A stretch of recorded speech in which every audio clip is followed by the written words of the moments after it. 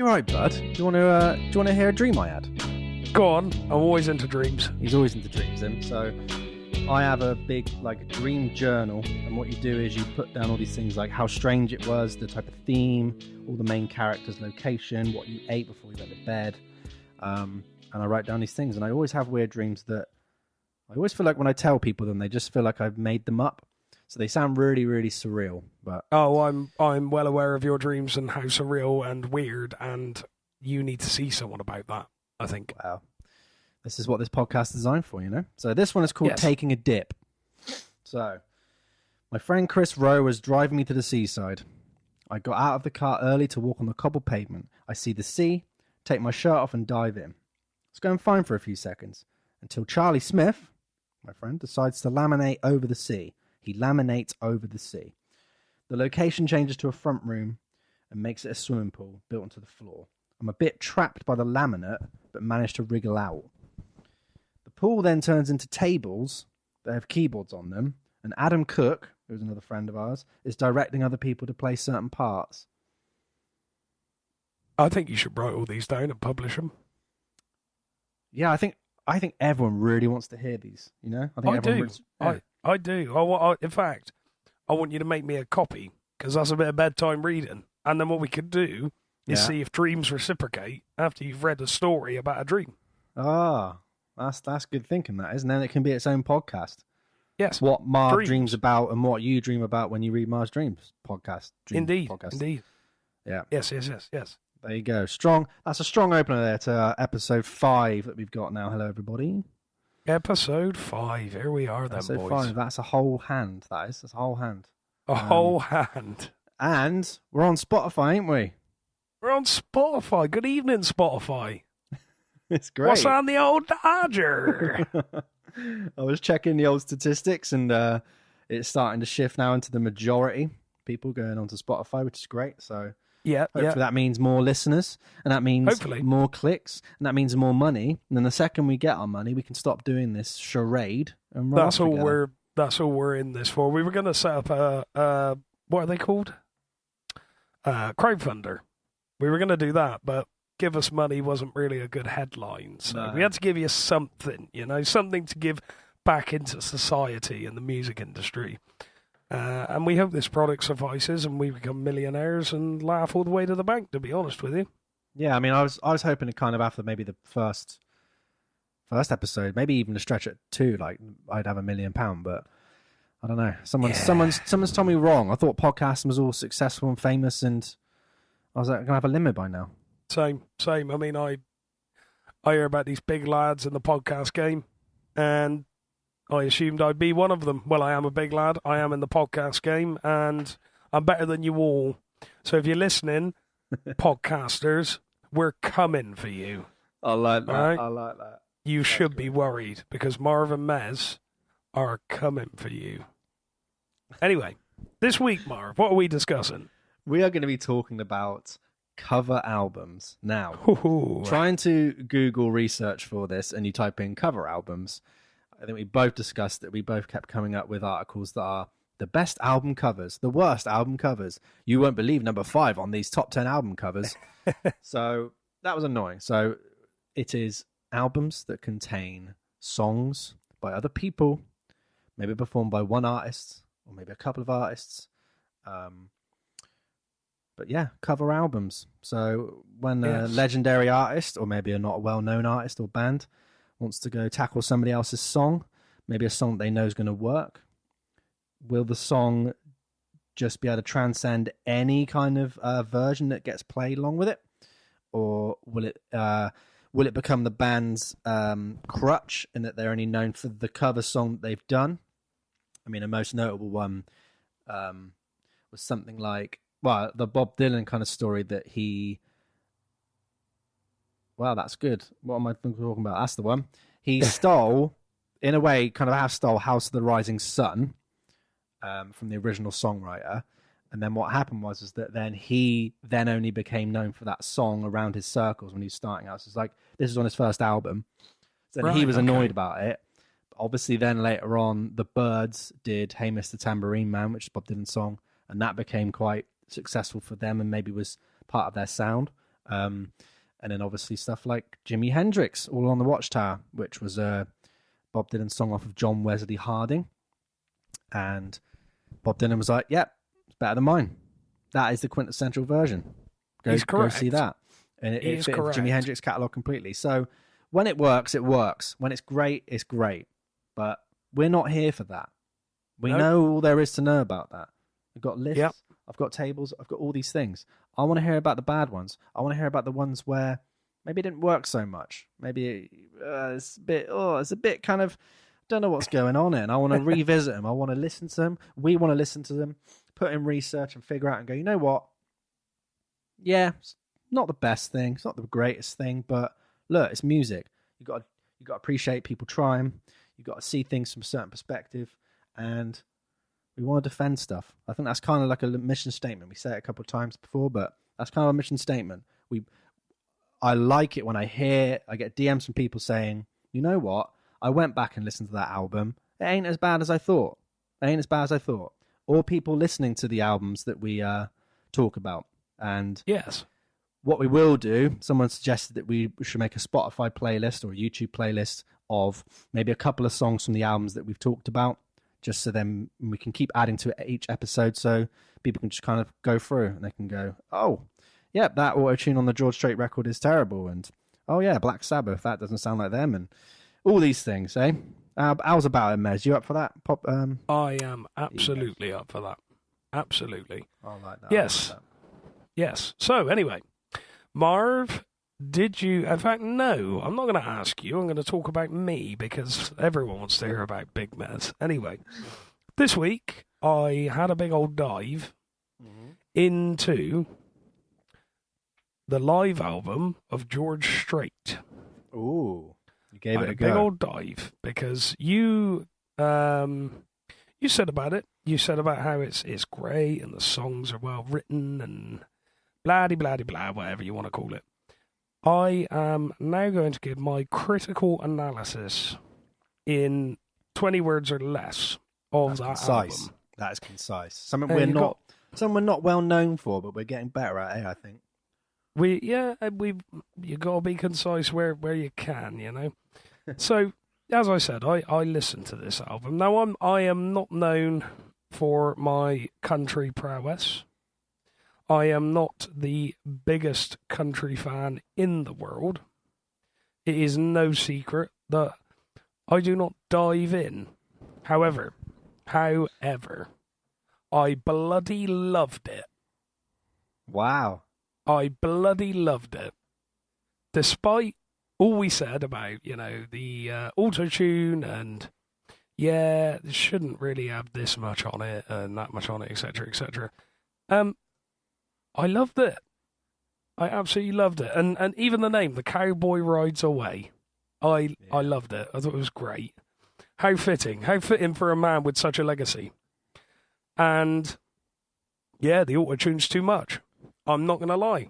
It is too much. There are points. We discussed this in the week. It sounds like a vocoder at points. It is that bad. Like, I think it's in the song he did with Sheryl Crow. Yeah, Here for a Good Time. In the chorus, at certain points, you'd be forgiven to think it was a vocoder. It was a keyboard effect. Yeah. Rather than an actual, like, vocal. But no, the overall experience, loved it. Absolutely loved it. I think a personal favourite was Arkansas Dave. Mostly because it sounds like I'm saying my friend Dave from Kansas. Arkansas Dave, yeah, he's all right, isn't he? But no, I thought it was great. As you said, all the points you touched upon last week. Songs are really well written, really catchy, earwormy. Obviously, really, really well performed. It is just a bit of a mystery on that auto-tune. It really is. And again, I'm really glad you liked it because, again, what a caliber of an artist to do that. Absolutely. But it's strange. You think with decisions like that can make or break an album, can divide opinion, that a person like that, like George Strait III, most decorated artists, so to speak, in terms of platinum albums, multi-platinum and gold, that that thing happened where it sounds like a mistake. It sounds like someone has given the record company the wrong final master, you know? But that's nice to see that, like, you can actually get past that and still have a good time. Oh, absolutely. Just like the song, eh? So if you don't know what we're on about, go listen to our last podcast. It's all about live albums. Hello, Cleveland. I called it after Spinal Tap. Hello, Cleveland. If you caught the reference, Mez. So, of course I did. Go have a listen back. And tell us what you think. We always want to have comments. I want to hear comments on any episode. I don't care how long ago it was. If it was a month ago, which it was, because that was probably when we started, right? Yeah. It must have been now, given that we're on episode 5. There you go. Well, that's mathematical deduction there.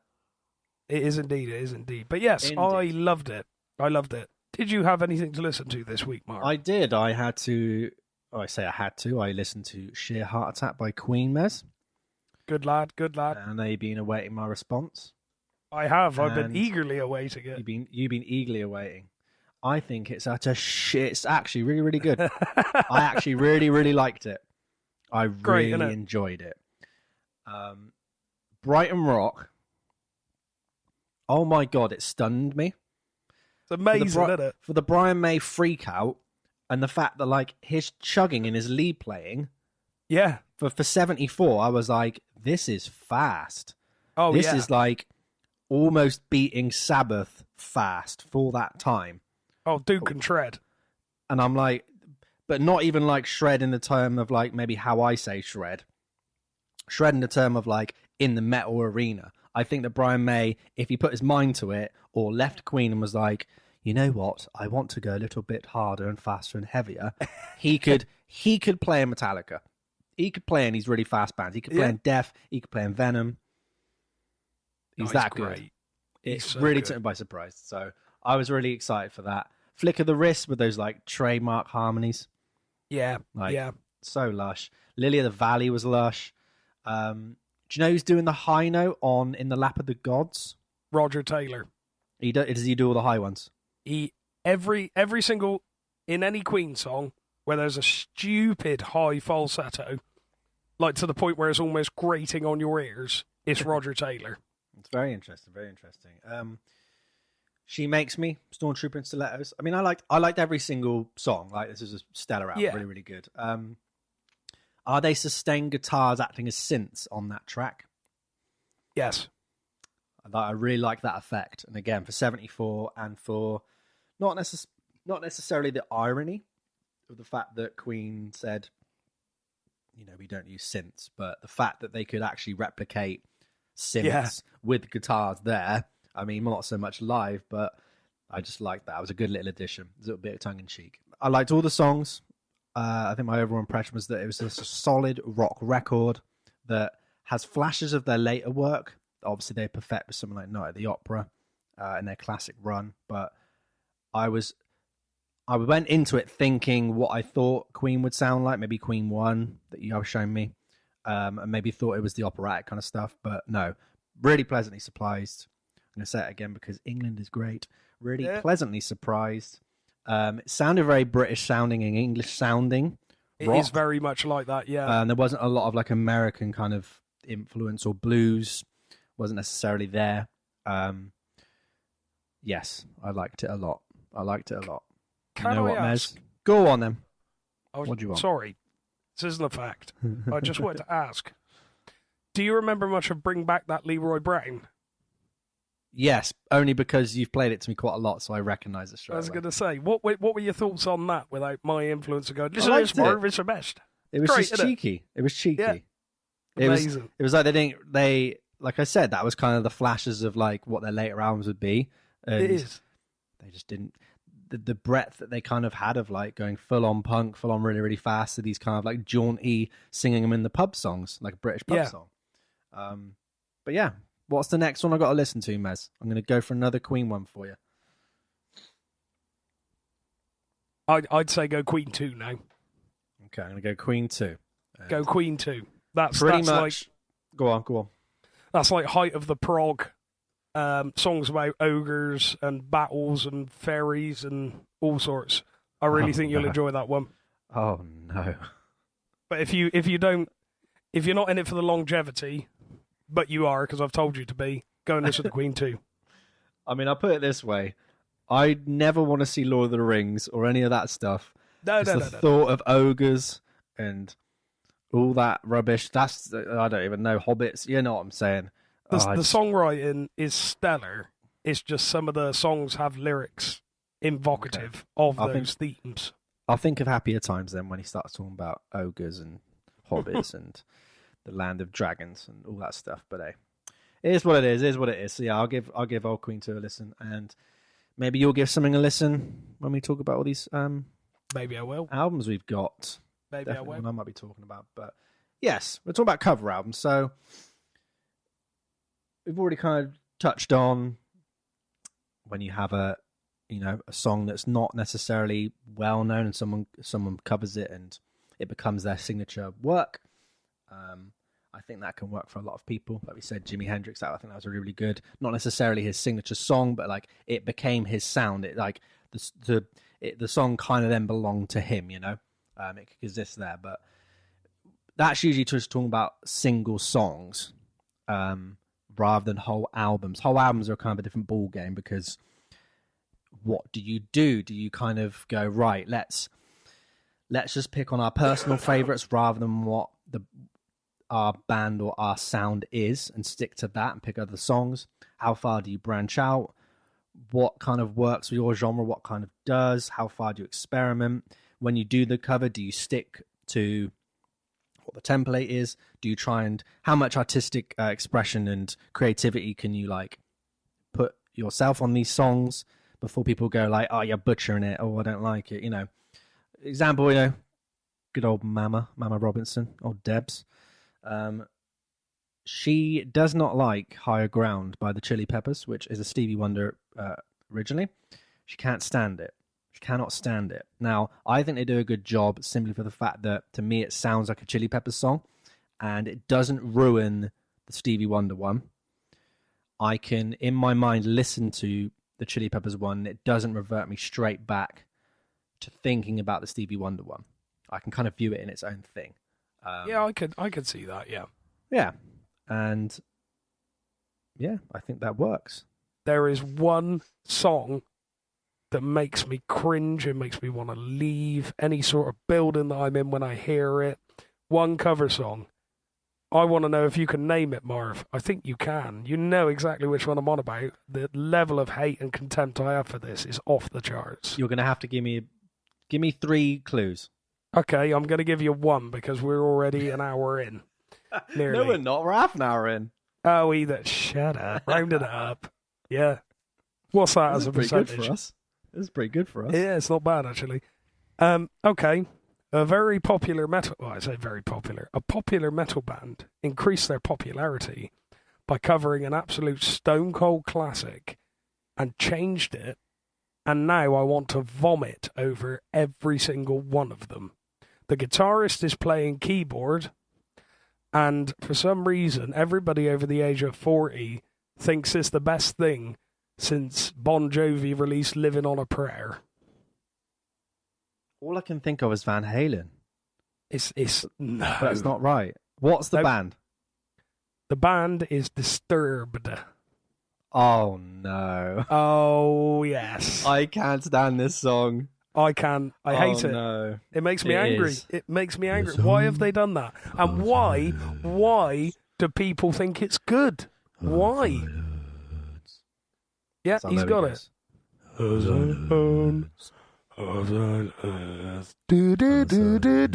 Shut the up.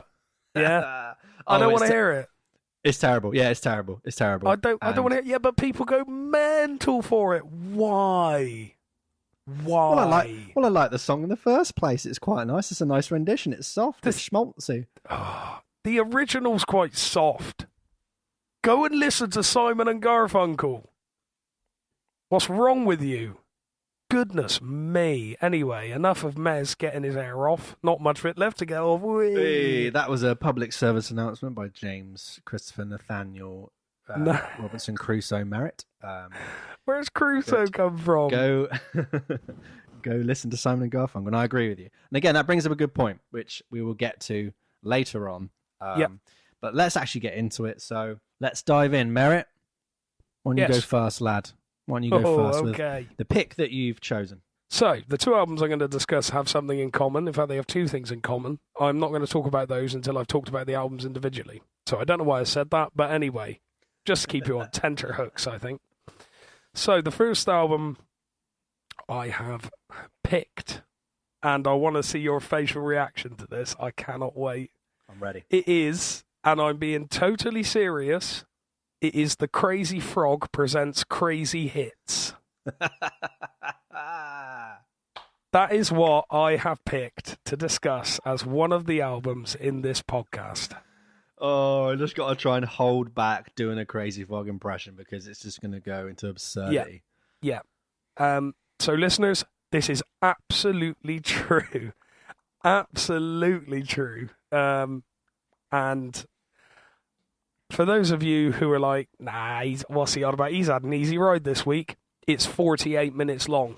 So, no easy ride for old Mez. Hashtag pray for Mez.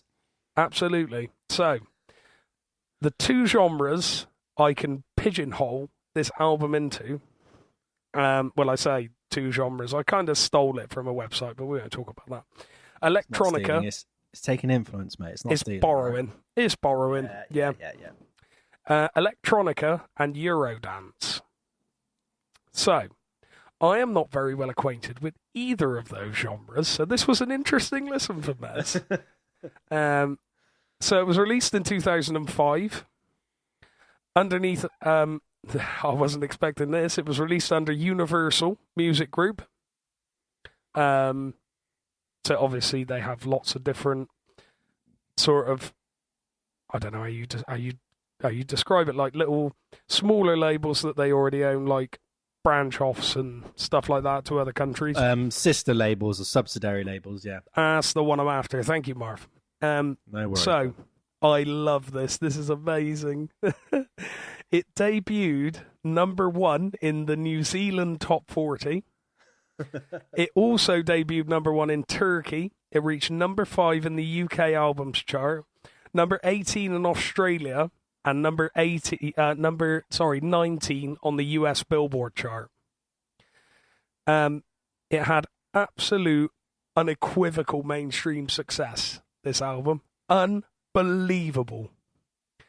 But despite that, it is ranked at number 6 on Rate Your Music's bottom albums of all time list. Wow, in the dumpster. It is really, really not looked back on fondly. So from what I can gather, and I did listen to all of this album, it is basically bits and bobs of well-known tunes and novelty ringtones. Yeah, honestly. It's covers of ringtones. So, mate, well, I don't think they were designed to be ringtones on the album, but given the era I grew up in, and I expect you feel the same, when you hear something and it takes you right back, that's exactly what it kept doing for me. I was like, oh, I'm back in 2006. Like, do you know what I mean? Oh, Mum, I don't want to get up for school. Shut up. Yes. Anyway, bits and bobs of well-known tunes, novelty ringtones, mixed in with random noises from the Crazy Frog. Now, it also has the very odd, lazily written original tune here and there. So technically, this isn't an entirely covers album. However, given the content and given the fame and the reason why this frog gained this fame, it is absolutely a cover album in everybody's eyes. And if you don't agree with that, I want to hear your argument, to be honest with you. Obvious success down to the ringtone boom of the noughties. If you listening to this in the future, mobile phones became a very, very big thing in the noughties. In the 90s as well, but in the noughties, as things evolved and technology got better, you could buy these like magazines, and on the back page, I expect you'll remember this better than I will, Marv. On the back page, you'd have like text this for this ringtoner, and you'd have massive great A4 lists of all these ringtones. And some of them, obviously, is on paper. You don't know what it is. It could be absolutely anything. And it would also, there was a time, I don't know if you remember this, Marv, where it would appear on adverts on TV.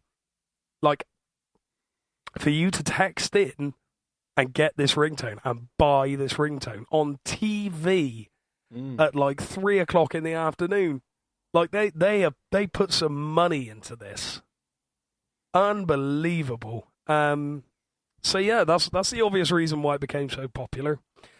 To me, it's not offensive.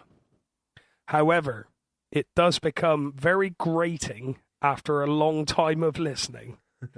The production and the instrumentation makes it for such an incredibly dated sounding album, because it's got all the noughties synthetic beats, the fakest of the fake, like the cymbal crashes where it's like yeah, like stuff like that. It's just any more cymbal crashes that you could hear? Any more drum effects? No, I actually think I just listed off all of the cymbal sounds on that album. Believe it or not. What about kicking a snare? You got a sample for that? I haven't. I'm afraid it's like lazy. There you go. You have that. Hi-hat, stereotypical sound effects. So like a. You just said a minute ago all you got is the cymbals, and now you're doing everything. Yeah, but that was for the cymbals, Marv. That was for the cymbals. And the synth sounds, the really horrible, like zappy sort of do sort of synthy sounds that if you were about in the noughties, in the mid noughties, you know exactly what I'm talking about. At points, I was like, "Is this a serious album? Like, it's got to be a cash grab. It's absolutely got to be." And due to, there's like 3+ albums, by the way, of his stuff. Unbelievably, I didn't touch the other two. Well, I think there's more than that anyway. I didn't touch the others. But the avalanche of merch, the toys, soft toys, foam cases, key rings, stickers, it has to be a cash grab. This frog does everything, and he's still got time to put out 3 stellar albums. Stellar. That's a good question. I thought I'd give you a bit of a backstory, because nobody seems to have any sort of idea where this came from. Okay. And nobody seems to know a whole lot about this album either. But the Crazy Frog. I remember. Go on. Sorry, you. No, go ahead. You can't. No, I'm just saying you can't. Listeners can't see what happened, but you cut out. You froze, and I thought I could jump in and grab my chance. Oh, you go ahead, buddy. I was just going to say that all I remember of Crazy Frog is the Axel F cover that he did. And in the music video, he's riding around, I want to say on an invisible motorbike, and he's going around all these like motorways and highways. And he's not wearing any trousers. So when you're a bit young and you kind of go, hee, look at the little frog's winky. You say what, Marv? You go, hee, look at the little frog's winky. Wonderful. And you're going dun dun dun dun dun dun dun dun dun. Let's go crazy, me, and then that's official bit of audio there. Sorry, I got to turn that off. There you go, I turned it off now. Yeah, Merrett, you carry on, son. No, you're absolutely right. And funnily enough, that caused controversy. It was controversial because a frog's penis. Yeah, that little penis. Frog's blue penis because he was blue. Yep, it caused controversy. I'm telling you that now. Of course, it was the UK that they had an issue with it. I do believe it was due to obviously plenty of complaints, like absolutely loads of complaints. It was originally known as The Annoying Thing. Do you remember that, Marv? I don't know. I don't. No, I had a fleeting memory of it being called that.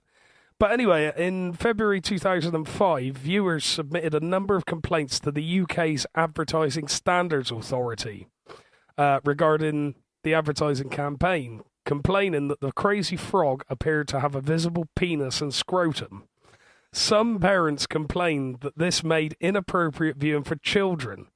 There were also complaints regarding the frequency with which the advertisement appeared on television, reportedly up to twice an hour across most of the day, with some channels showing it more than once per commercial break.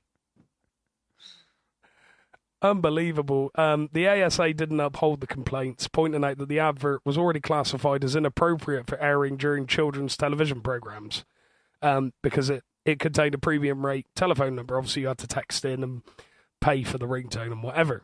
Yeah. But eventually, I remember this, it was censored. He didn't have a Winky anymore. They got rid of it, which is very sad. He didn't look too pleased about it either. But anyway, it was invented in Sweden by a guy called Eric Wernquist. Nice name. Yeah, great name. I'm probably pronouncing it wrong. Eric, let me know. Come for a coffee. Marketed by ringtone provider Jamba, which, Jamster, I expect you remember that name. Yeah, I do actually, yeah.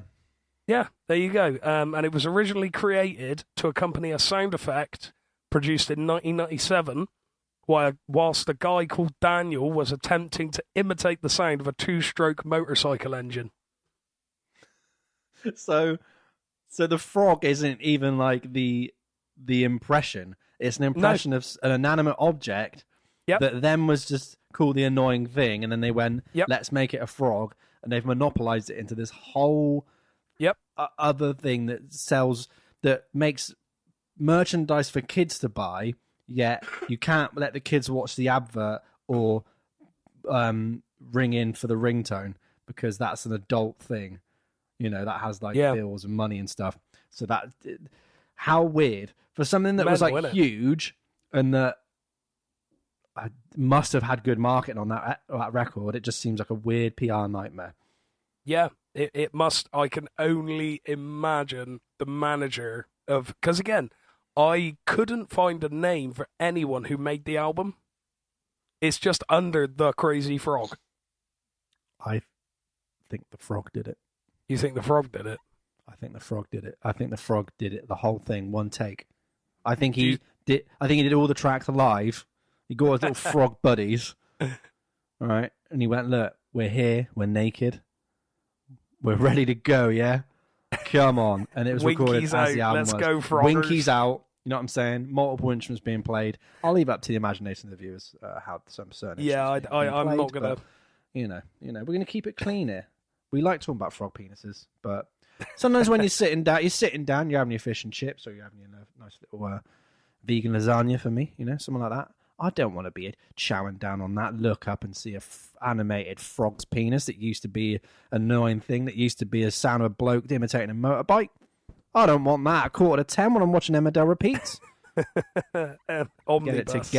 Get it together, crazy imitating annoying frog motorcycle engine, man.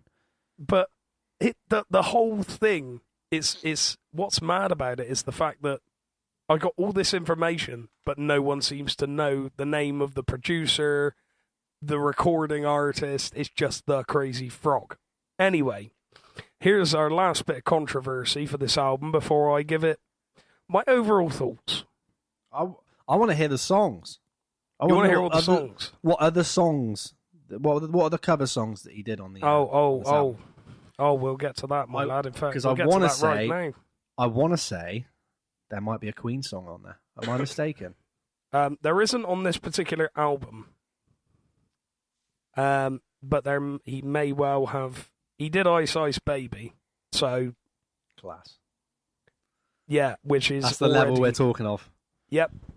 Not even the original song. So you want me to list you the tracks, do you? I want to hear all the I want to hear all the cover tracks, or just give me the whole album list. Okay, so we've got an intro, which is, as it suggests, an intro, believe it or not, which is Sounds of the Swamp, embossed with the Crazy Frog Awakening.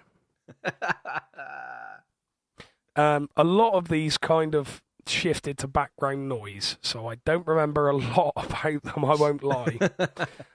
Track number 2. Now, Marv, do you remember our rule, which tends to be, if the album's good, track number 2 is a pumper? Yeah, I think that is it must be a marketing ploy or something like that, but every great album that I own, track 2 is always amazing. Not necessarily a single, but it's one of the best album tracks on there. Yeah, and yeah, absolutely. I believe it to be true, and I believe that Crazy Frog, he's going to be there, right? What is the banging track 2 that Crazy Frog is going to give us today, Mez? It's Axel F. Oh, that's what I'm saying. The lead single, the band censored, infamous lead single, controversial video. How long do you think it is, Marv? Oh, I reckon there's a single version and an album version. So I'm going to say album version. I'm going to go 4 minutes 25. Oh, he's gone so over. It's 2:49. Ah, believe it or not, I didn't know it was possible. But if you're doing something you really enjoy, if you're in a really good mood, and you really don't want that time to end, put on this album. Because it makes time stop.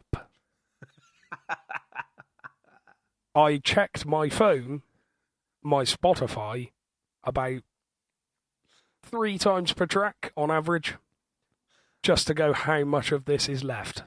Wow, they make it really feel that long each track. Oh, mate, it's so long, and it's just the same. Oh, we'll get into that. So, Axel F, we all know what that's all about. Popcorn. Are you aware of that cover? Well, the only one I'm aware of was Axel F. I know he did a Queen song, unfortunately not on this album, but hey, he knows what he's doing. But are you I'm aware of the song Popcorn. So what does it sound like compared to the original? What has the frog done? The frog has taken the main melody twice, had a dance breakdown, had another main melody, and then ended it. Concise, short and concise. Go on, frog, I knew it.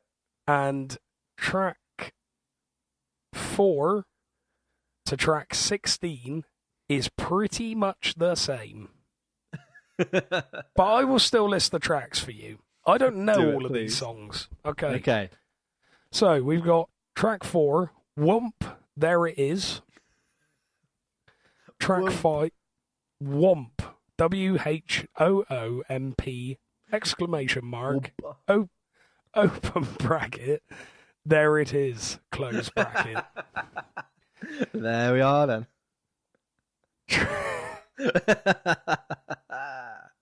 Oh, throwing it back. Track 5, 1001 Nights. Never heard of it. Is it called 1001 Nights because that's how long it takes to get this album out of your head and out of your life? I think it might be I've gotten stuck there. The delay button, I've switched that off. It might be the case, yes. Because that's like 3 years. It is 3 years, indeed. I ain't got 3 years to keep this in my head. This album. Mate, it's next level. Anyway, I'm going to list the rest of them. Some of them I've heard of, some of them I haven't. Okay. Track 6 is Don't You Want Me, and unfortunately, it is not Don't You Want Me, Baby. It is not that, which I was gutted to find out. I'm gutted too. Track 7 is Dirty Frog. Which is, again, another dance remix of something I've never heard. Magic Melody is track 8, which is actually one of the better songs on the album. Is it an original Frog composition? I believe it is, you know. Cheeky Frog. Cheeky Frog. Track 9 is Pump Up the Jam. Track 10 is In the 80s. Ooh. The mighty 80s. The Frog Sleeps Tonight. I just made that up. Track 11 is Pinocchio, which is also a better song off the album. Track 12 is... A Mez top pick, you might say. Yeah, that's my top pick. What are we on? 12, 12, yes. Wonderland, don't remember a thing about it. 13, get ready for this, which is a cover. 14, I'm going to discuss last. In fact, okay. No, I'm going to discuss 15 first. Is I Like to Move It. Oh yeah. A solid dance classic. Oh yeah. When I was about 7, 8 years old. Oh, he's got the flame shirt and the wraparound sunglasses, the spiked up hair. And I've seen the TV advertisement of Chew It, and they're saying, I like to chew it, And I'm there, I'm eating Chewits, being like, oh yes, get it in me now. Yeah. So 14, for some unknown reason, and there's a good reason why I've gone 15, 14, and I'll discuss the last track in a minute.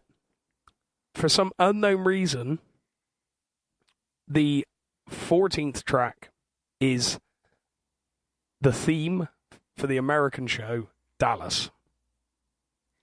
What? It is the Crazy Frogs version of the theme from Dallas. That makes zero sense. Yep. Who is this appealing to? What? I don't know. Who is listening to that track? Me.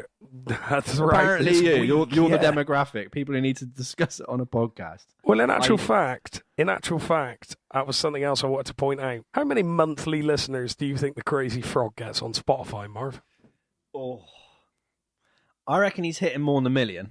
I reckon he's definitely hitting more than 1 million. I think he's punching. I'm going to say 4 million listeners a month. I reckon he's overshot it again. It's 1,157,206. Having said that, the top played track of the Crazy Frogs, what do you think it is? I want to say it's Axel F. And you'd be correct. Also, I've just found out they do We Are the Champions as well. I'm never going to listen to that. No, please. No, please, you have to listen to that, no, please. No, okay. Don't make me. Listeners, please, DM James Merrett Guitar. Oh, Lord. I'll put his Instagram handle. Oh, no. James_Merrett Guitar. And please just constantly send him We Are the Champions Crazy Frog song and just keep pestering him for it because I want to hear it. People want to hear your opinion, please. I don't know what the worst thing is about it. The fact that it's got, in brackets, ding-a-dang-dong after it. Or the fact that it's got radio edit to suggest that there's an album cut as well. I don't know what's worse. And what's the worst of those two evils? That's what I want to know. God, ding-a-dang-dong. What's this, a carry-on film? It's got to be, hasn't it? This is ridiculous. It's got to appeal to someone, and I want to know who. Anyway, 64 million times people have gone on Spotify and played Axel F. by the Crazy Frog. And why not? Half of them are DJs playing at kids' parties. They've got to be. Let's be honest. So they've got the dip dabs out. They got the little chocolate wafer things with little choc dip. Yeah, all hyped up. They got the Hoot Scoot Baby Step song, 5, 6, 7, 8. They got Reach for the Stars, and they got Axel F. Bang. And on top of that, they've got those little drinks in the plastic sort of cubey with the straw that you've got to like stab it through. You got to stab it in the top. And it's just red flavour and blue flavour. Yeah, that's all you get, kid. Well, it's probably different now with society moving on. Anyway, last year, and this is my last bit of background info, but I feel like it was important to note for two reasons. I'm loving it so far. Last year, a Twitter account was made for the Crazy Frog. Okay, late to the game. Later on the same day, a new album was announced. He's back. This was last year. He's back. Oh my God. And they also posted a picture of him hanging himself. That is not what I was expecting. That's terrible. And after much hate, they had to take it down and apologise. However, does this mean that we're going to see a posthumous Crazy Frog album? Are you implying that he's dead? He could be if he's hung himself. If there's a picture, all I'm saying is if there's a picture of him hanging because he's hung himself, does that mean he's dead? Are we going to see a posthumous Crazy Frog album? I mean, if the guy is like a prolific froggy songwriter I need to hear all of his art come out and grace the world, then yeah, give me the Crazy Frog posthumous album. I mean, I just hope that he lived the rock and roll lifestyle that, he did everything. Maybe that's why he hung himself. He didn't have the fame anymore.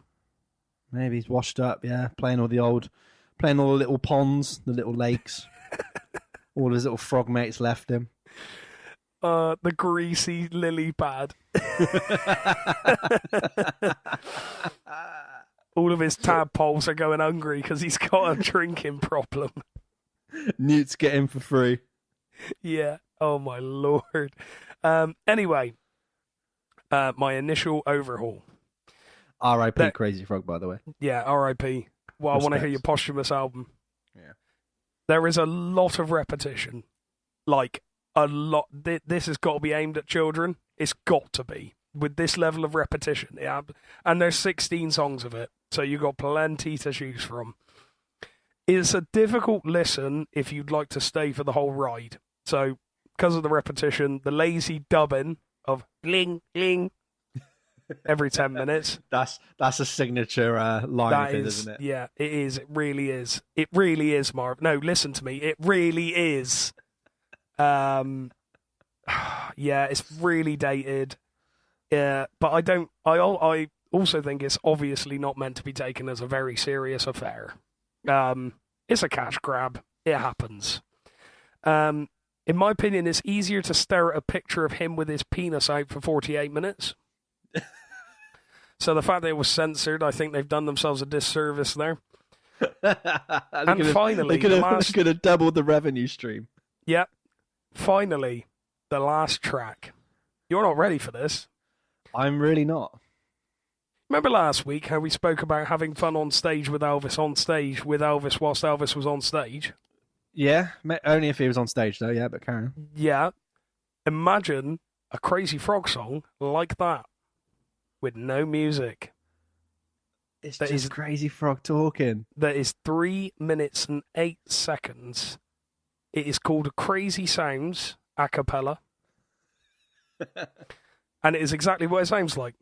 It's 3 minutes, 8 seconds of every conceivable frog noise with so much delay on it, it sounds as though it was put on via Internet Explorer.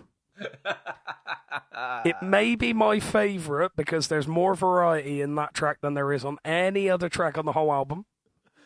Oh. It literally sounds like a child got hold of a mic and a delay pedal. And I am not using amusing overkill with that statement. Could you somehow replicate that with the tools you've got by your feet? Because I know you've got a guitar pedal hooked up. Oh, I could have a little... Could you do a little imitation of the Meep Meep?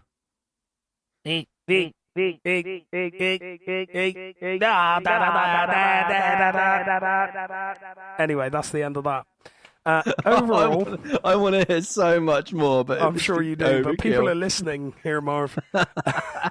So, my last statement, my piece de resistance on the Crazy Frog presents crazy hits. I've whittled it down to one sentence. No amusing overkill, just a fact. Probably not the worst album in existence. Just found it very tedious, boring most of the way through because of the repetition and the lazy techniques. So that's that. Yeah, he worked bloody hard, he did, that Crazy Frog. Didn't he just? He wasn't the only one, I'll tell you that for nothing. I haven't laughed so much in ages. Blood in order. Oh, that's mad though, isn't it? Like, again, I guess you got to like respect it for the fact that it wasn't meant to be anything musical. This came from a guy making annoying sounds of a motorbike. Yeah, and someone's kind of gone, that sounds like an annoying thing, and then they've changed it to frog, and it's almost like they just kind of picked every single kind of like milestone it hit. They went, well, let's just try it. The marketing seems a bit strange from my side of, it's clearly aimed at kids, and kids and teenagers. Obviously, adults, absolutely no way.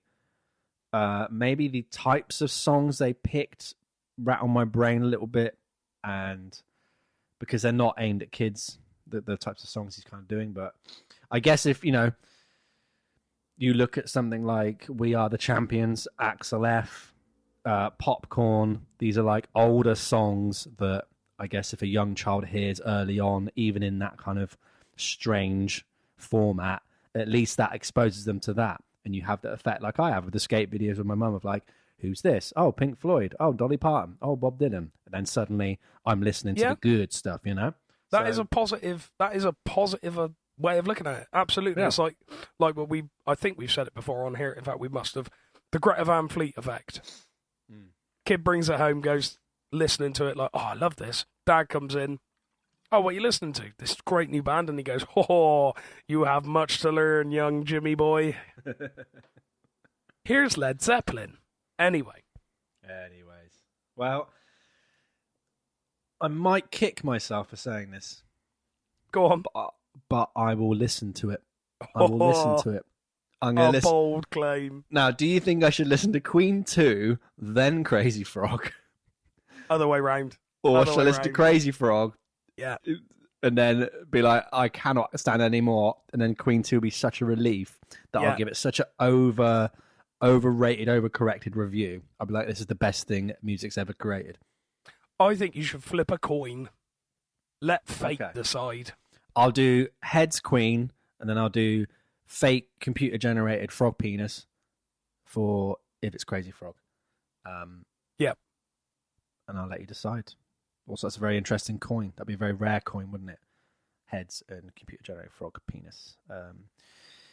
If you've been affected by any of the frog penis talk that we've talked about in this episode, then I would say to contact the Crazy Frog Twitter and DM James Merrett. Along with him incessantly having to listen to We Are the Champions, just have a go at him. Have a go at him. And any frog facts. Doesn't have to be Crazy Frog. I mean, he's the most popular frog that I know of. You know, Kermit. Rupert the Bear. Oh, you stumped me there. And then Kermit his nephew Robin. And his nephew Robin, halfway up the stairs. Looks set to take over the family empire. I haven't... That's true. Not bad for a frog, though, is it, Marv? That is not bad. Frogs are actually killing it, I think, in the animal-related art and music arena. They're doing well. Before, Marv, you go on, bear in mind that the album I'm going to talk about after you has two things in common with the album I've just talked about. So remember that. Okay. Listeners remember that as well. Two things in common. Well, I only did one today, but I went into quite good detail. So... it is called Motown Classics, and it is by a band called A Loss for Words. It was released May 11th, 2010, so 11 years ago. I've never heard of A Loss for Words. Me neither. They're a pop-punk band, and I decided not to listen to any of their previous original work. Just dove into that covers album. I just dove into this covers album because I... in a way, didn't want to be influenced by. To me, I guess on this album, I will talk about that. They probably sound like this. This is probably the blueprint. They sound like they've just swapped the songs out. Now, on paper, and using the right tools of the trade, good proficiency, whatnot, like this should work. They're a pop punk band. They're playing pop songs that have, those chord progressions and those melodic freedom. That like 50s, 60s rock, and maybe certain bands in the pop punk genre go to like 80s synth and new wave, like those kind of things. So those stock chord progressions we hear, like we said about the melodies, even like kind of lullaby-ish kind of melodies, but all the nice sweet notes too. You'd think this would work. It's just on paper of that alone. But I'm not entirely sure it does. Now, this album, to sum it up, again, if you want to stop now at the podcast, you're more than happy to, but it's a very pop-punk sounding band playing big Motown hits. That is essentially the TLDR version of it. So, yeah. The first track, these are all bangers, by the way, the Motown songs they've picked. They just wanted to kind of do like a... they picked the songs which inspired them the most because they just wanted to show that they really loved Motown. So they're all very, very big songs. The first song we get is I Want You Back by the Jackson 5. Oh, no. Now... oh, no. I love that song as well. Possibly one of the best songs of all time. Gotta be. I think it would be in the discussion of what is one of the best... even the best written pop song of all time would be in there for sure, but even just the best song of all time. So good. It's very, very good, everything about it. So This is the first thing we hear, and what we get is like a lo-fi sound of like a distorted mid-pitched kind of guitar line. It's not low and chunky, it's not high and widdly, it's in that middle range. And my ears are just not retaining any of this instrumentation or arrangement. So what I'm hearing is, and again, it kicks in and it's instantly like heavy drums and a lot of crashes and stuff, and it's just like blanketed kind of wall of guitar sound, and all I can hear is that piano slide and that really, really nice guitar tone on the original recording. Yeah. So I kind of call it the Fonzie effect, where whenever I think of the actor Henry Winkler, and I see him in anything, he could be in anything. He could be dressed up as Crazy Frog.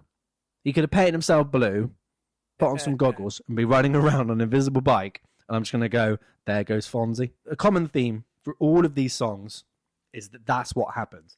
They're so iconic, you know, like even the sound of the original recording, everything about the frequencies, the tones, the timbres, the textures, even if it's in this kind of pop punk, very, very like pop punk trope, the typical thing you would think of pop punk being, even if you were to like, if I would say to you now, pick up a guitar and play what you think is pop punk, it would be what you would be hearing now, and I Want You Back. Right. Trying to cover a song of that magnitude, you're just going to fall under the weight of it. So essentially, repeat that times 10. That's really what kind of happens on this album. And that's big. That's big. That's a big challenge to kind of face. So this kind of becomes the album's main faltering point, when in principle the formula's not changed. The only thing that's changed are the songs, because they're just covers. Like, I would even go so far as saying that I think if they kept their musical arrangement of I Want You Back and just put completely different lyrics over the top, or they just sung one of their own songs they'd already released, or literally sung anything, they could have sung one word the whole time, I think it would produce a better result. And I think it would fix this kind of pop punk kind of trope issue that it wouldn't distract me so much. And then going into it and being like, there's that guitar part, there's those octave guitar parts. Yeah. Oh, that's that kind of kick drum thing. Oh, look, they're doing gang vocals that all the band members have to come in to chant. Oh, look, the vocalist is singing in that one way, you know? And that just kind of makes me think. It kind of goes into that thing of, well, the instrumentation is the thing that's changed the most. The chord progressions are all the same. So I guess the arrangements are pretty much the same. And you just kind of get into all that territory of like, why don't you just come up with an original song? Yeah. Why do this in the first place, you know? And it also makes you think that maybe they should have just gone closer to the original. Yeah. But then maybe it wouldn't be as much of a talking point, because it would just be, here's a generic, here's an album where we don't really sound like us, playing songs that maybe our audience demographic either hate or don't like because it's not pop punk. And there you go. That's going to be good then, isn't it? So I kind of get that they kind of put themselves in this pigeonhole, and it's, I mean, what do? You just have to keep going. So you go on with the next track, My Girl. Oh, now, boy. Bear in mind, most of these are sped up. So try and think of pop punk songs. They don't really go to the original tempo. So My Girl kind of comes off sounding really amateurish. Now, the intro riff just sounds like Damn It by Blink-182. Right. It kind of utilizes like the open strings of the guitar, so the notes kind of bleed into one another. Imagine Damn It by Blink-182, but not with their craft. Their nice fine line of like sounding amateurish, but like polished and fully formed. And it's like this weird grey area thing they just execute so well. The dynamics are just kind of sucked out of this track. We don't get any satisfying sonic push and pulls. Pretty much once you hear the intro, and then it kind of kicks in, it does a little bit of a lull first, but then once you're kind of there, pre-chorus, I guess you'd say, that line, it's the same all the way through. You're just there. Volume-wise, you're just, at a certain point, you're not going anywhere else. Now we get on to what I think is the worst track of the album. It's What's Going On. They're picking very, very big, massive, well-known, iconic songs from an iconic era of music that really changed, revolutionized so many things, created their own genre, created their own sound. Some of the best musicians we've ever had grace this earth, easily connected to this Motown era. It spans quite a lot. I think it spans a good couple of decades, Motown. It went on to probably, I think, the 80s, probably even more. Oh, but we easily, think about their 60s period, as the golden era, just incredibly well written, tight, no fat on them pop songs that just transcend time, transcend the date, transcend everything. They are just so good. And we've played some of these songs. We've played My Girl, but the difference here is that we don't have a sound necessarily. The understanding in the room, wherever we are, is that we are there to provide you these songs. So people aren't coming to see us because we sound a certain way. Obviously, we have our own sound because we are humans playing music, performing sounds, performing songs. So you're going to have a certain flair to it. But generally, we're trying to recreate that thing. So, the bass player will maybe put a sponge in the back of the strings to get that muted kind of sound. The drummer might play a certain way and play certain fills. You're going to pick a guitar which suits that era, but that's maybe close to what the musician played. We go that far. Whereas here, it's like we're established. We are a pop punk band. We're going to keep the same original recipe, basically. Just incorporate the song into this. Incorporate the chords, incorporate the lyrics. That's pretty much it. They're not going for... No. I wonder what Marvin Gaye kind of... what his inflection was here. All that stuff. Nah, just sing it. Just sing the songs. These are the lyrics, mate. So, yes, to me, this is the worst offender. A song so powerful in its lyrics and its message. We're kind of treated like a slam dance, yelling chant, sing along to shout at our loudest and happiest kind of trope. It seems to remove all the meaning to the words. It just kind of strips them down to what the words mean, what the word "the" means, what the words "going on" means, no context there. So the second vocalist singing trope happens here as well. So pop punk usually you have one main singer. Some of them do have two lead singers, but usually it's one main singer, and then you've got this second guy who either does like the bridge or does like the build-up pre-choruses or joins in on the shouty kind of repeats in a chorus. And it's usually the bassist, because guitarists are too worried about their tone, cables, pedal switching, their hat, what they look like, what their right hand's doing, what their left hand's doing. Is their fretboard clean? Is the strings being palm muted? All these kind of things, right? To try and even attempt to do a solid vocal.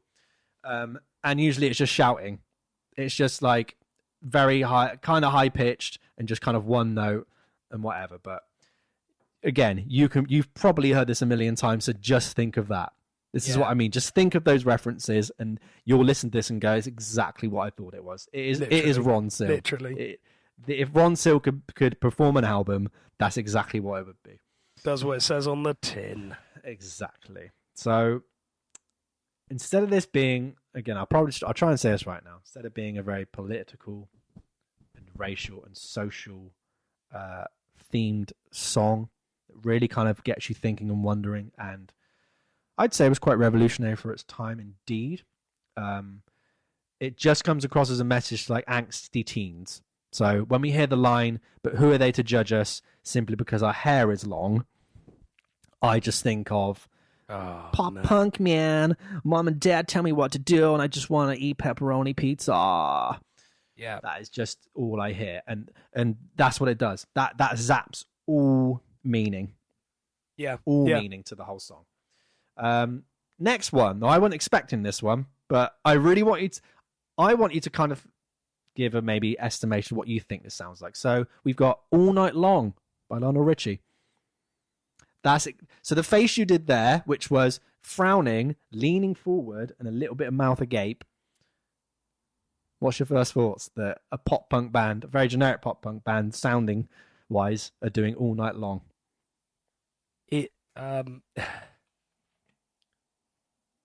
Okay, 2 words, and they're going to be 2 words that I'm going to be using a fair bit in this last half of the podcast. Mm-hmm. Who asked? I want to know. I want to see. If anybody asked for this and they're listening to Old Mess right now, just pop me a message saying me. Nothing else. Just the word me. All right? To be fair, I am not the biggest fan of that song. It's fine. It's okay. But a pop-punk version of it. A pop-punk version of it. Think about all the nuance, especially in the intro, right? I would say that the intro is like, it's not that it's confusing. No. I would say it has certain nuances. It has a build. It has a build, and it has certain nuances and rhythms that kind of leave you in a little bit of like a dangling space. Yes. And you're not necessarily grounded. Even, I think when the vocals come in is when you're fully on the floor and you fully know where you are, where the first beat is, and you're straight into the verse. I think that's a very good device. Now, take all that away. Keeping the same intro, but take all of the nuance away. Play it very straight. You know exactly where you are from the first bit, and all you've got are drums. You've got a distorted guitar, and then you've got a kind of less distorted, kind of crunchy-ish guitar.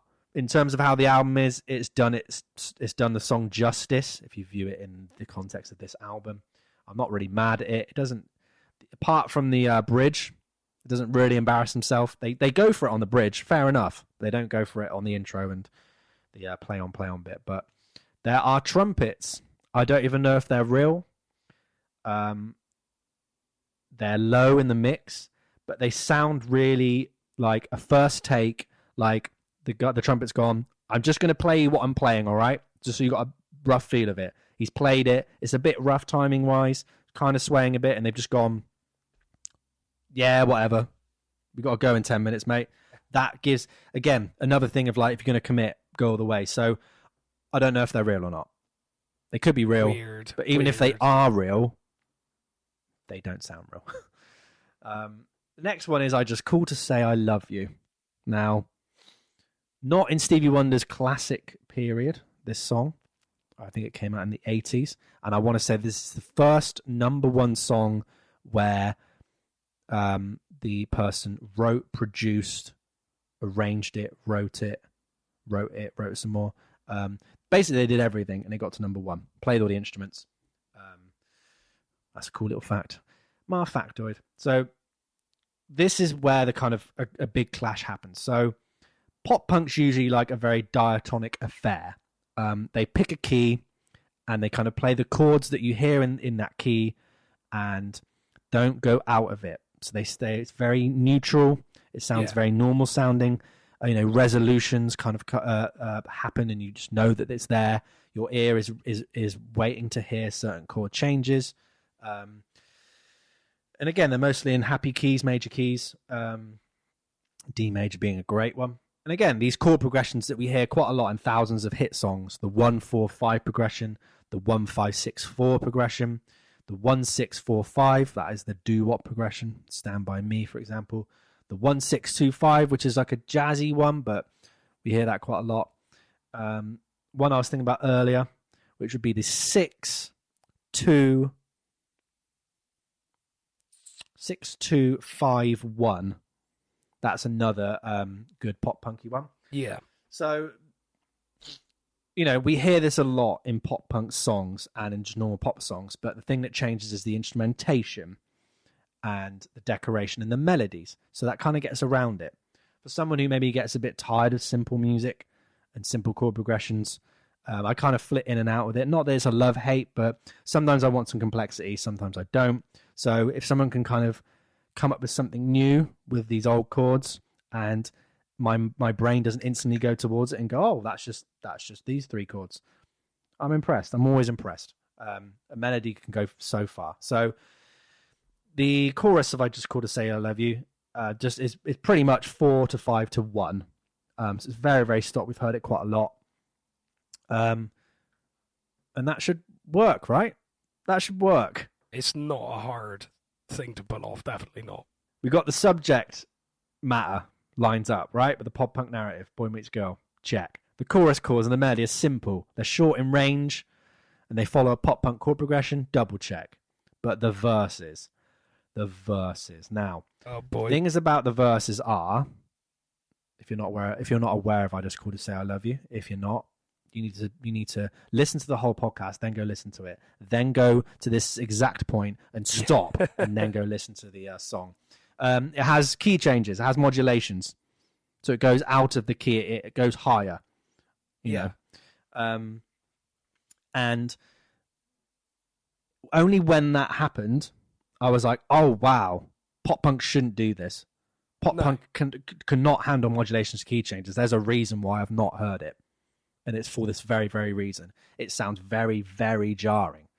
Okay, so what happened there is like, it kind of made me go, oh, this now sounds like a new pop punk song. It sounds like it's a new song, even though it's using the same chords that I've just heard for the first maybe 25, 30 seconds. Yeah.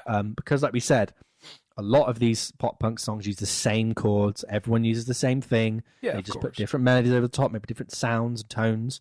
That it kind of lifted the veil, so to speak. It kind of shown you where the bunny was hiding in the top hat. So you've gone, that's why I like that Green Day song and that Blink song and the Weezer song and all these other songs and this Story So Far song. It's because they use that chord progression. Yeah. Thank you, A Loss for Words. You've shown me the way. On paper, it works. Let's pick good pop songs that definitely are just amazing. Let's just put them two together. Why is it clashing? Like, what do you think is your explanation there? I know you haven't heard it, but like, what do you think is up? I mean, obviously they've tried to take, as you've already touched upon, nuances from separate genres and separate sort of playing styles and stuff. It sounds to me like that's what they've done. They've gone, this will definitely work. And maybe in theory it did. Maybe when they were practicing it, it genuinely sounded great. But an actual recorded, organic version of this thing clearly just isn't cutting the mustard, is it? And I'm hesitating to rag on band members and, oh, well, it's this person's fault and they need to be better and pop punk musicians aren't that good. I don't think it's got a lot to do with that, because just by learning these songs alone, they've probably done their homework on it. I would hope and trust. Definitely, yeah. That's what I think. I think it's just a bit of a juxtaposition, because they've tried to do one thing, and clearly it's not worked very well. Unfortunately, let's stop poo-pooing on the album. Let's go into one that actually works. They do You Can't Hurry Love. Now, I can see that working more. Again, so look at the lyrics. It's about love. Yeah. There's a lot of like, look at the line, but how many heartaches must I stand before I find the love to let me live again? How emo is that? So emo. How emo is that? I think the Supremes actually invented emo. I think they are emo. So, and then look at their other songs. You Keep Me Hanging On, Stop in the Name of Love. More that I know about. But it's all there. It's all there. Diana Ross, Queen of emo. But yeah, that really, really works. That kind of boy meets girl, the pain of love that comes with all this stuff. Yeah. And again, when they shift to that line, the chords represent that in the original, and it really is effective here. You know, the lift into the chorus is really, really good. I think the lyrics match well with the pop punk tropes, and I'm a fan of it. This is where it works. And the dynamics aren't necessarily needed, and I think this is the good blueprint for where to start. I think this would be the one to include. If they were on a tribute album, they had one track to submit, this would be the one I would pick. Yeah. But it has to live. It has to live with what's going on. This is the problem. It lives with all these other songs. Yeah. When we talked about cover songs earlier, that's fine because you're just thinking it's just one song. Just one song. But when you've got a whole album of it, they have to live with each other. They come from the same cloth, you know. Exactly, yeah. You know, it's really thoroughly enjoyable. And I also think, you know, I think the band were playing My Girl live, so I would have loved to have seen this, You Can't Hurry Love live. And I think that, you know, for 2010, so 11 years ago, I think this might be like a prototype for the kind of unironic covers of pop songs that pop punk bands do now. So Neck Deep did the cover of Torn, which is Natalie Imbruglia, which in itself is a cover. but people just know the Torn version. But, you know, I don't think that maybe would have happened if it wasn't for this. I don't know how much influence this album had, but, you know, no one was doing that really at the time. I don't know anyone since that a pop punk band tried doing Motown stuff, so it's unique in that way. I have to respect that. They hit it again. Do You Love Me? The Contours. They speed it up, and I think it really works. It made me laugh, and it's a song about asking if you love someone more because their dance moves are kind of like a mashed potato-y kind of thing, the twist. Nice. You know, it's about dancing, and it's a fast pace, so you can just mosh around to it. You know, the only thing that lets it down is it is short. It's gone in a flash, and I'm like, oh, guys, you're onto it here. You finally hit the stride, and now it's gone. I think it's less than 2 minutes long, but yeah, it was really, really cool. Really, really cool. How can I defend this, Mez? How can I defend it? Well, you could defend it in the ways we spoke about before, in terms of like it would be better if they'd had the foresight to maybe collaborate with other artists, maybe take those 2 songs that really, really worked and elaborate on them. It could be viewed as a prototype for, hey, look, you can do any song you want. It's music at the end of the day. Don't worry about the genre you are. Don't worry about your audience. Do the songs that you like, whatever. Like, just do them. You never know. It'd be nice if they did, like, either if they did lesser known Motown songs that maybe the sheer iconicness of the originals wouldn't just be overshadowing and they wouldn't be constantly fighting with this. That might be a factor. Maybe if they just didn't come off as so generic and interchangeable pop punk. I mean, that's to sound harsh, but it brings nothing new or unique to its genre. Maybe if a different band tried it, like you said, maybe if they just got loads of bands and did a Motown tribute album, I think that would have worked. Yeah. I think of songs like Uptight by Stevie Wonder, Get Ready by Rare Earth. I think they would work better as pop punk, especially with Uptight, the fact it's got about 2 chords. Yeah. That would work better. It would just work better, yeah. And Get Ready having that kind of riff as well. Again, shorter notes. I just think something like that would work.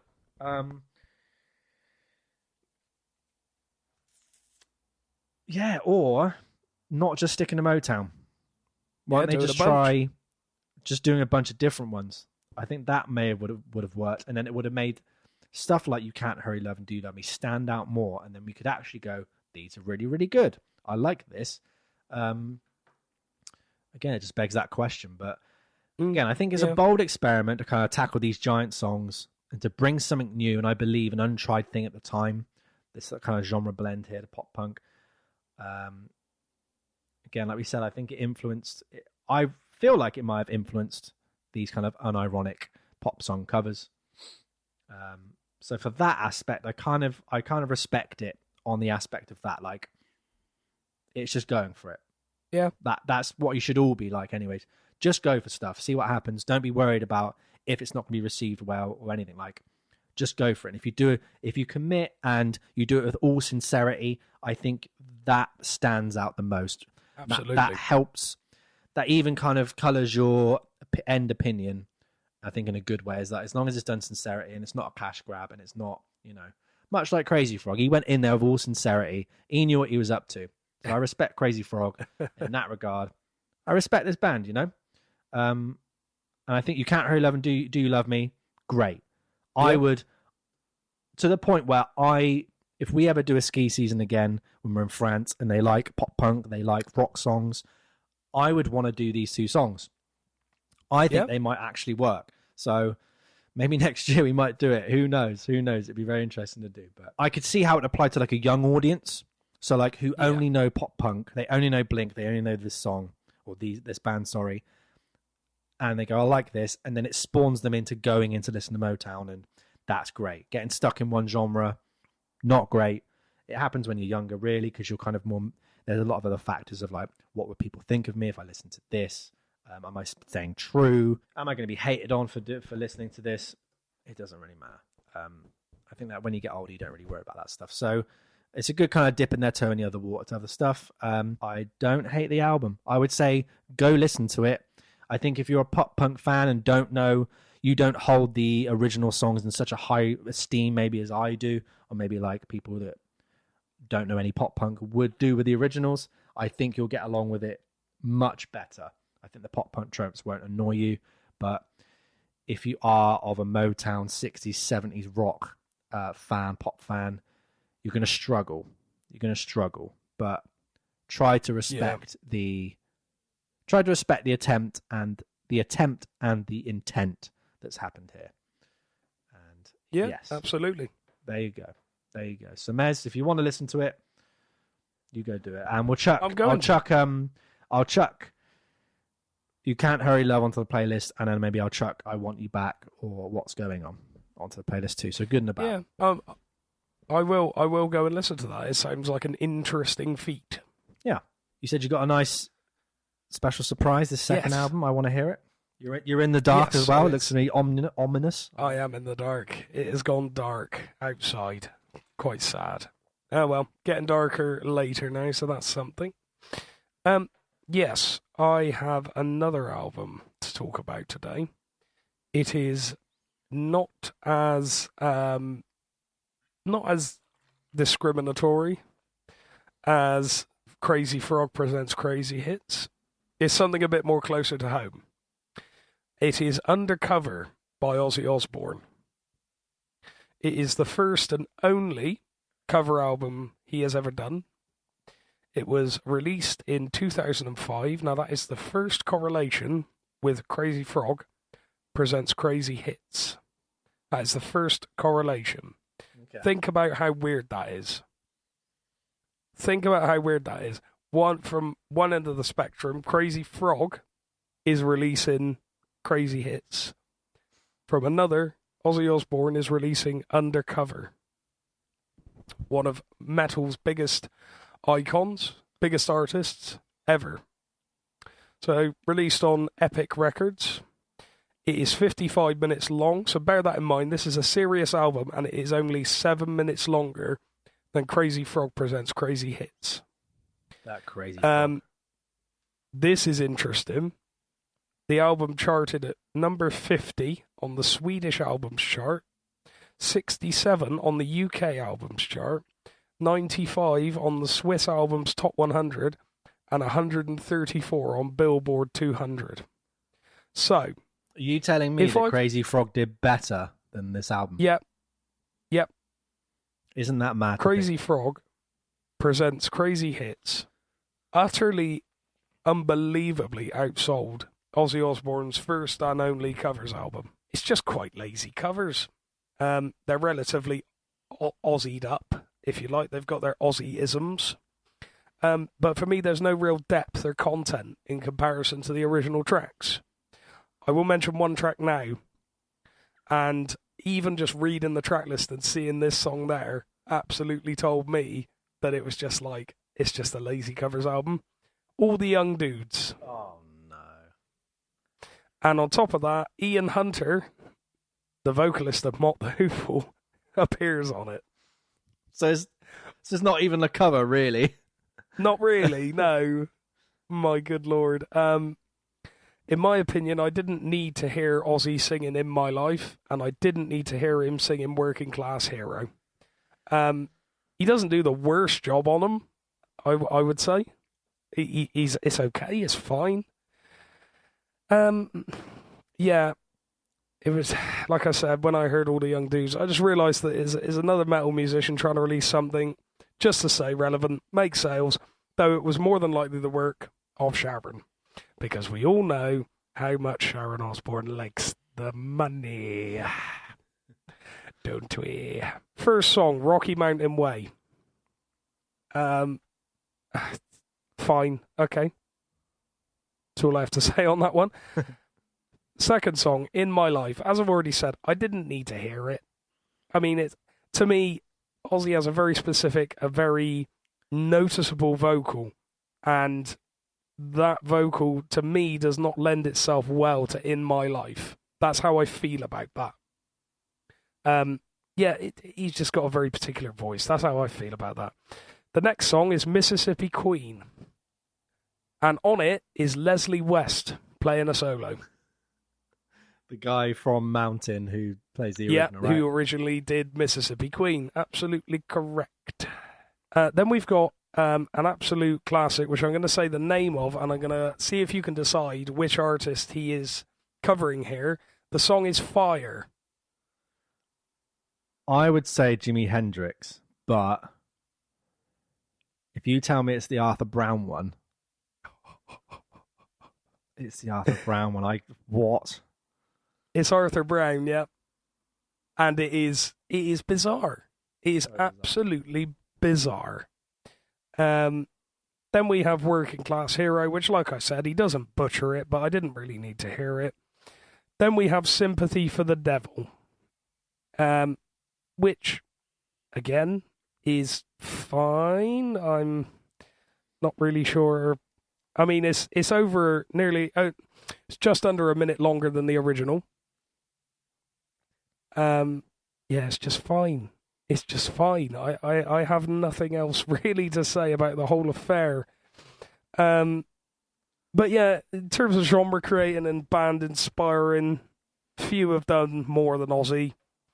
I mean, we've spoken about his solo albums a million times, haven't we? Blizzard of Oz, Diary of a Madman, Bark at the Moon. Good Lord.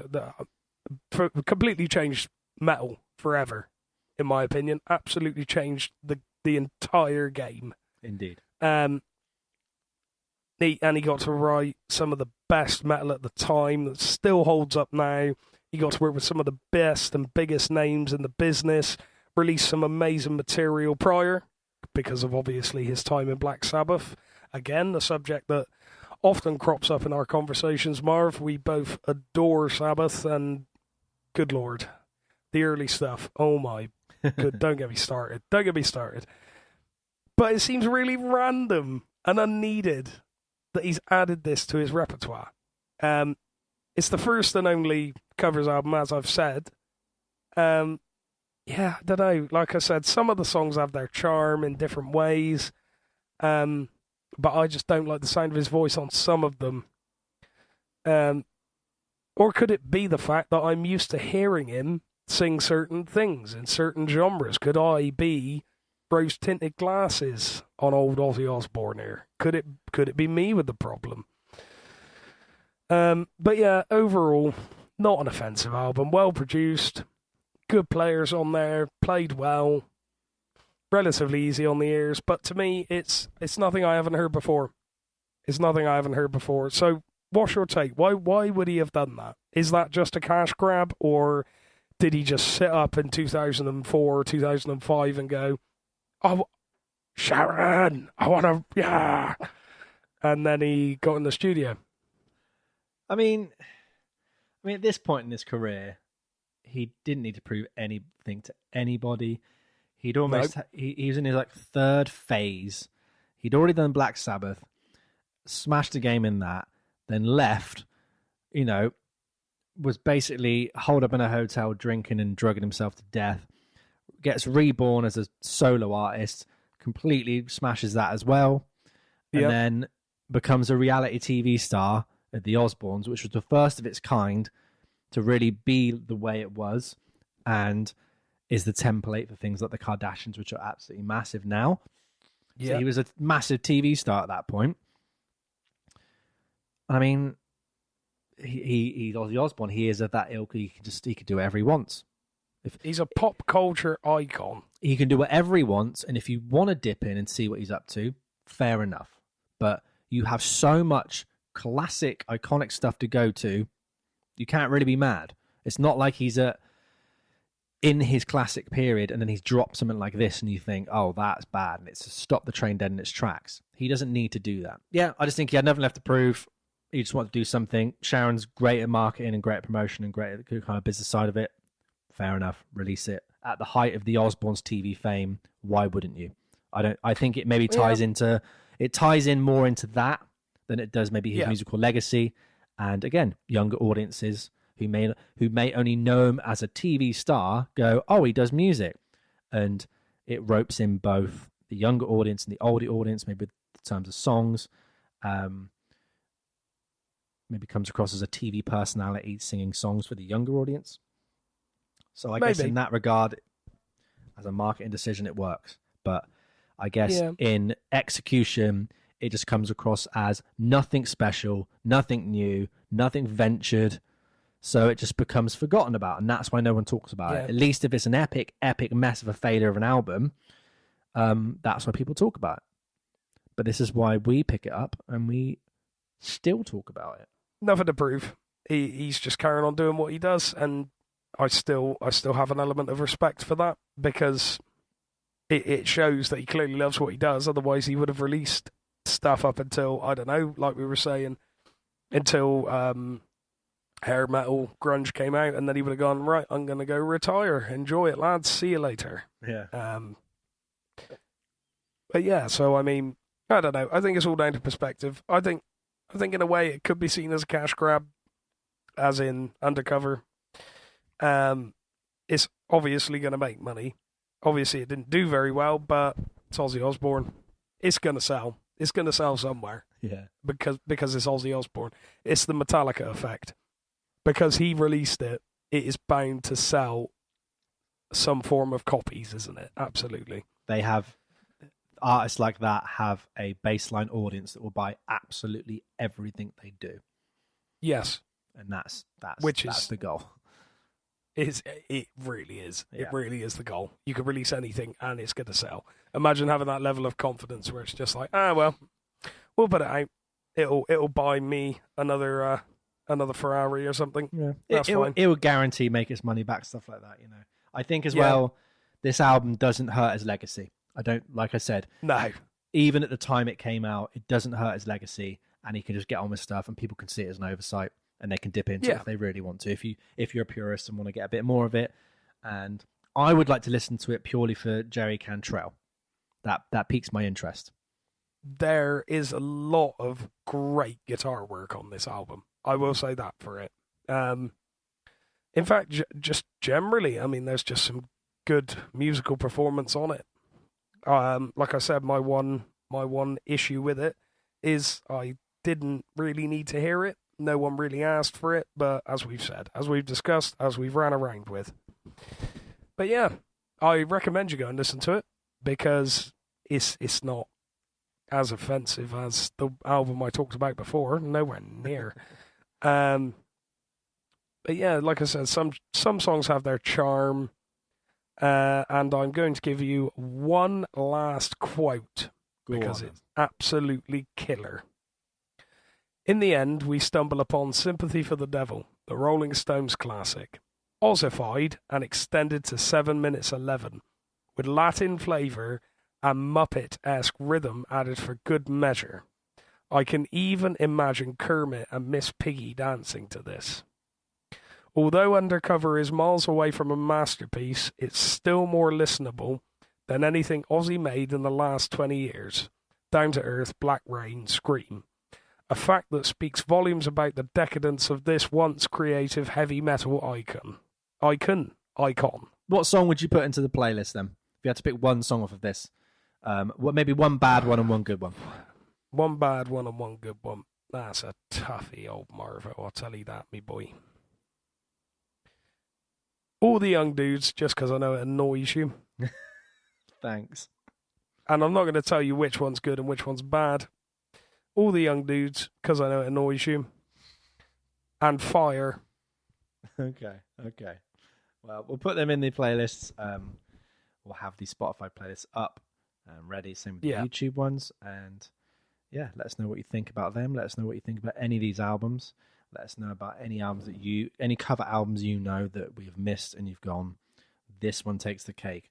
This one's very interesting. And we want to hear it. We want to listen to it. That's the podcast done. That's cover us. Albums. Please let us know any other cover albums we've missed. Please give us all of your feedback and opinions. And even if you just want to annoy us, remember to message James_Merrett Guitar on Instagram and tell him to listen to We Are the Champions by Crazy Frog. Oh, Lord. Facebook, Instagram, Twitter, 50 Ways Podcast. That's 50 Ways Podcast. Patreon, 50 Ways Podcast. Basic tier is £3 a month, and you get the full unedited episode a day early. You get a shout out on the episode. You also get things like our episode notes, so the things that we kind of read off of, and our detailed research and things that maybe we didn't even include even in the uncut version, which at the minute is 2 hours and 46 minutes. So, I mean, you're getting a lot of content for your buck. Yep. But, you know, we don't want to subject anybody to that, you know, on purpose. So, I mean, if you want to pay the money and you want to listen to it and you've got a spare 2 weeks. Do your thing, yeah. You can do We're talking about you, Jack Sharp. Oh, that's a good segue. Jack Sharp, one of our Patreons. He does music under Loops and Landscapes. We went to university with him. Great guy. He's going to be on the podcast next week, Merrett. Yeah. And we're doing, the episode is going to be albums that follow up the band's or artist's biggest commercial success or their biggest album. Yeah. So that's going to be an interesting one. First guest on that. We'll see how that goes. And I can't wait. And Merritt's going to take us out now. You take us away, bud. Yeah, so the song following up is one of the songs that is going to be appearing on my upcoming solo album I mentioned last week. It is a song called Constance. There is no real meaning. There is nothing really to read into in the title. It's just a tune I enjoyed putting together, really enjoyed the process, and I hope you enjoy it as well. Thank you very much. Give me feedback. I'm interested to hear what your little lugholes think of it. Or big lugholes. Thanks for listening. Or big lugholes, you know. Or big ones. Or medium-sized. Any size is fine. So thanks for listening, and we shall speak to you next week. Next week, then. Have a good one. Cheers. Bye-bye. Cheers, God.